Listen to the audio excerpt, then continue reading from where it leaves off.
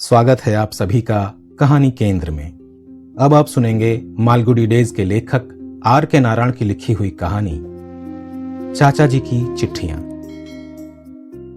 नन्हे मुन्ने मानव, मेरे नवजात भतीजे, इस संसार में तुम्हारा स्वागत करते हुए ये एक पंक्ति। यहां तुम्हें कैसा लग रहा है? जरा ज्यादा चमक है ना? तुम्हें इसकी आदत डालनी पड़ेगी। मुझे बताया गया कि इस दुनिया में प्रवेश करते ही तुम जोर से रोए, जो एक अच्छा संकेत है कि तुम हमारी स्थितियों को सही ढंग से ले रहे हो। लेकिन अभी तुम बड़े अबोध हो। मेरा ख्याल है कि अभी तुम्हारी रुचि केवल उस मीठे शरबत में है जिसे वे एक एक बूंद करके थोड़ी थोड़ी देर बाद तुम्हारी जीभ पर टपकाते रहते हैं। अभी यही ठीक है मेरे प्रिय, इसके बाद दूसरी चीजें दी जाएंगी। अरे वाह, तुमने तो कमाल कर दिया। तुम्हारे पिता बहुत उत्तेजित हुए मेरे पास आए। लगता है सवेरे 5 बजे तुम उनको देखकर मुस्कुराए। उन्होंने तुम्हारे पालने पर पड़ा छोटा सा पर्दा खिसकाया, क्योंकि उसके जरा से हिलने की आवाज सी सुनी थी। और हुआ क्या? तुमने अपना छोटा सा शरीर हिलाया, उनकी तरफ नजर डाली और दंतहीन चेहरे से मुस्कुराए। वे खुशी से कूद पड़े और तुम्हारी मां को जगाया कि देखो ये चमत्कार। लेकिन जब तक वो तुम्हारे पास पहुंचती, तुमने अपना इरादा बदल दिया और पैर पटक कर रोने लगे।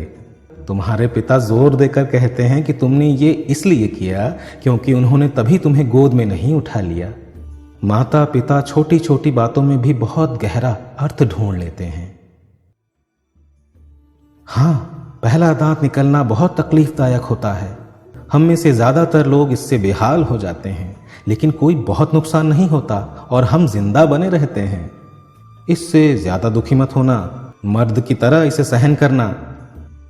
तुम सोचते होगे कि तुमने 2 साल क्या जी लिया, तुम्हें जैसा चाहो वैसा सोचने और करने की आजादी मिल गई है।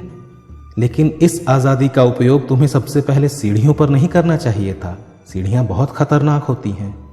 तुम्हारे पैर अभी अभी आधी ऊंचाई से ज्यादा नहीं ले जाएंगे, इसलिए तुम लुढ़कते हुए नीचे आ गए। इस उम्र में तुम अपनी क्षमताओं को चाहे जितना बड़ा मानो, पृथ्वी की आकर्षण शक्ति के खिलाफ तुम जाने योग्य नहीं हो। अगली दफा जब घर में घुटनों के बल घूमना, तब इस बात का ध्यान रखना। मुझे तुम्हारी नाक और एकदम लाल और फूली हुई देखकर बड़ी तकलीफ हुई। मैं पहले तो तुम्हें पहचान ही नहीं सका, और तुम्हारी माँ तो सोचती है कि तुम्हारे गिरने से जमीन पर जो धड़ की जोरदार आवाज हुई, उससे तुम्हारी खोपड़ी में जरूर चोट पहुंची होगी। तुम्हारी माँ ने कुछ महीने पहले खोपड़ी की जिस चोट का जिक्र किया था, वो आज सही साबित हो गई। आज तुम्हारे व्यवहार से ये सामने आया। पड़ोस के घर की छोटी सी लड़की के साथ तुमने ऐसा व्यवहार क्यों किया? इसका कारण शायद ये था कि उसके हाथ में जो आधा संतरा था, वो उसने तुम्हें क्यों नहीं दिया, जबकि तुम अपना हिस्सा खत्म कर चुके थे। मुझे बताया गया है कि उसके इस स्वार्थ का विरोध करने के लिए तुमने उसकी बाह में काट खाया। मनुष्यों के इस समाज में हम अपने झगड़ों का इस तरह फैसला नहीं करते। मैं तुमसे कहता हूं कि इस व्यवहार को एकदम छोड़ देना। स्कूल ये ऐसी चीज है जिससे बचा नहीं जा सकता। तुम्हें इसे सहन करना ही होगा, करीब करीब 12 साल तक, अगर और ज्यादा बढ़ाना ना चाहो तो। स्कूल जाने के लिए तुम्हें दुनिया में किसी से समर्थन नहीं मिलेगा। हर सवेरे घर के बड़ों के व्यवहार से तुम बहुत परेशान होते हो। मुझे ये भी पता चला है कि घर पर तुम्हारे पिता तुमसे काफी कठोर व्यवहार करते हैं, जिससे तुम्हें लगता है कि घर से तो स्कूल ही बेहतर है। मुझे तुमसे सहानुभूति है, लेकिन मैं कुछ नहीं कर सकता। तुम्हें अपने शिक्षकों की डांट फटकार बर्दाश्त करनी होगी, और गणित के डरावने हमले भी, विशेष रूप से इसलिए कि तुम्हें भी अपने चाचा की ही योग्यता प्राप्त हुई है। कक्षा में बनने बिगड़ने वाले रिश्तों की ऊंच नीच, बदलती दोस्तियां, संधियां और लड़ाइयां सब झेलनी होंगी। इसके बाद परीक्षा भवन और नतीजों का कष्ट। इस सब से डरना मत, सबसे अच्छी तरह बाहर निकल आओगे। तुम्हें हक है कि मोर की तरह शान से सिर हिलाते, कंधे पर गाउन पहने डिग्री लेने आगे बढ़ो। मेरा ख्याल है हाथ में अपना गोल किया कागज पकड़े तुम स्टूडियो जाकर अपना फोटो भी खिंचवाओगे। कन्वोकेशन के समय तुम्हारी खूब प्रशंसा की गई होगी। इस अवसर पर दिया गया लंबा भाषण सुनकर तुम बोर भी नहीं हुए होगे। ये आवश्यक है कि उस समय जो विशेष व्यक्ति समारोह की अध्यक्षता करे, वो बताए कि तुम्हें अब क्या करना है, जीवन में क्या प्राप्त करने की कामना करनी चाहिए और सफलता तथा यश प्राप्त करने के लिए क्या करना जरूरी है। ये भी है कि तुम खुद अपने विचारों से इस समय सराबोर हो, इसलिए उसकी बातों पर ज्यादा ध्यान नहीं देते। आज तुम्हारे कानों में जो उपदेश वगैरह गूंज रहे होंगे, उनमें एक और जोड़कर मैं ये अध्याय समाप्त करता हूं। जीवन की कठिनाइयां अब आरंभ होंगी। तुम्हारी मां अब पहले जैसी नहीं रही है और अब उसके सहायक तथा निर्देशक केवल तुम ही हो। उसकी जिंदगी तकलीफ देह यादों से भरी है और वो नए घर में जिसे तुम अपनी पत्नी के साथ बनाओगे और विकसित करोगे, उसे भूल सकती है। तुम अच्छा कमा रहे हो, इस प्रस्ताव पर गहराई से विचार करना। 50 नीले रंग के लिफाफे और उनसे मैच करते हुए चिट्ठियां लिखने के कागज सबसे अच्छी क्वालिटी का, सबसे ऊपर तुम्हारा पता लिखा और सब पर टिकट लगे हुए तुम्हारी पत्नी को दिए। तुम्हें आशा है कि जितने दिन वो अपने पिता के घर रहेगी, हर रोज इन पर तुम्हें खत लिखकर भेजेगी। मुझे डर है और मैं तुम्हें चेतावनी दूं कि इसके 10वें हिस्से से ज्यादा दूसरी पार्टी खर्च नहीं करेगी। तुम हमेशा तार देने की तैयारी करते नजर आओगे कि पत्र क्यों नहीं आ रहे, लेकिन मेरा ख्याल है कि जो कार्य अच्छे पत्रकार ही नियमित रूप से कर सकते हैं, उसकी एक युवा पत्नी से आशा करना उचित नहीं है। हमेशा इसी तरह होता है। सही वर समय आने पर अचानक आकर्षक वेशभूषा में स्वयं प्रकट हो जाता है। उस दिन जब तुम अपनी बेटियों को लेकर इस समस्या से जूझ रहे थे, मैं जानता था कि जिंदगी अचानक आश्चर्यजनक ढंग से इसका हल पेश कर देगी। मैं कहना चाहूंगा कि तुम अपनी बेटी के चेहरे पर यह लिखा पढ़ सके होंगे कि वो इस लड़के के बारे में क्या सोचती है। मैं लड़के के पिता और चाचाओं को जानता था। वे मेरे सहपाठी थे, जो अब लगता है कि सदियों पहले की बात है।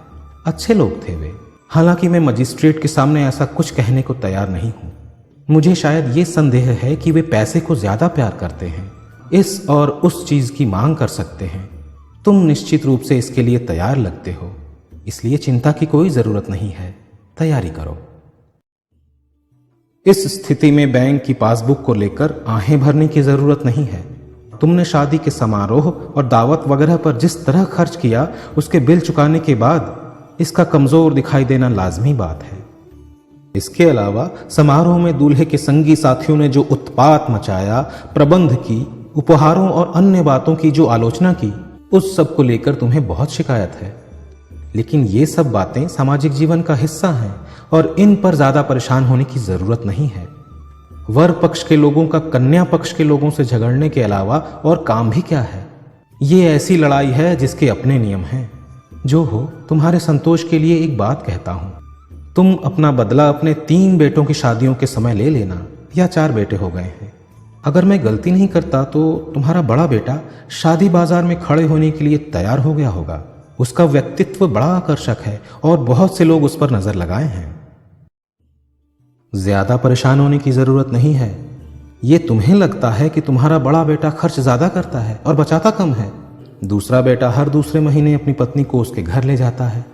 सबसे छोटा लड़का बंबई में घूमने फिरने का ज्यादा ही शौकीन है। सबसे बड़ा दामाद अपनी बेटियों की शादी और लड़कों की पढ़ाई पर ज्यादा ध्यान नहीं देता, वो दूसरी चीजों में ही उलझा रहता है। दूसरे दामाद ने कभी उन्नति न करने वालों में अपना स्थान बना लिया है। तुमसे कोई भी किसी विषय में सलाह लेने नहीं आता। तुम्हारी सबसे बड़ी शिकायत यही लगती है कि लोग अपने काम में ही मसरूफ हैं। तुम उन्हें अकेला क्यों नहीं छोड़ देते? तुम पाओगे कि जिंदगी में कितनी शांति आ गई है, और मुझे डर है कि इन सब परेशानियों को तुम अपनी पत्नी पर उतारते हो। लेकिन मुझे विश्वास है कि वो इन सब बातों को झेल सकने योग्य है। मुझे ये जानकर खुशी हुई कि लोग तुम्हारा 80वां जन्मदिन मनाने की तैयारी कर रहे हैं। मेरे बच्चे, 80 की ये उम्र योग्यता और सफलता का एक बहुत महत्वपूर्ण अवसर है। अपनी पत्नी जैसी उस अद्भुत महिला को मेरी शुभकामनाएं देना। उसे इस अवसर पर यह गर्व महसूस होना चाहिए जिसकी वो हकदार है। मैं तुम्हें बताऊं कि इस दिन जब बाजे और तुरहियां बजेंगी, अग्निहोम का पवित्र धुआं आसमान में उठेगा, फूलों और धूप दीप की खुशबू हवा में फैलेगी और तुम्हारे बच्चे और उनके बच्चों की आवाजें हवा में तैरेंगी, तब तुम एक बार फिर से युवा हो जाओगे। इस पृथ्वी पर इससे ज्यादा आनंद का और कोई अवसर संभव नहीं है। मेरा ख्याल है कि इसी के साथ मैं पत्र लिखने का अंत कर दूं। पहली बात यह है कि मैं ये समझता हूं कि अब तुम जीवन की बातें समझ सकने की योग्यता प्राप्त कर चुके हो। तुम्हारी उम्र उस अवस्था तक पहुंच गई है। दूसरी बात यह है कि तुम जानते हो कि अब मुझे कलम पकड़ने और साफ साफ लिखने में कठिनाई होने लगी है, क्योंकि अपना 1000वां चंद्र दिवस मैं 18 साल पहले ही मना चुका हूँ।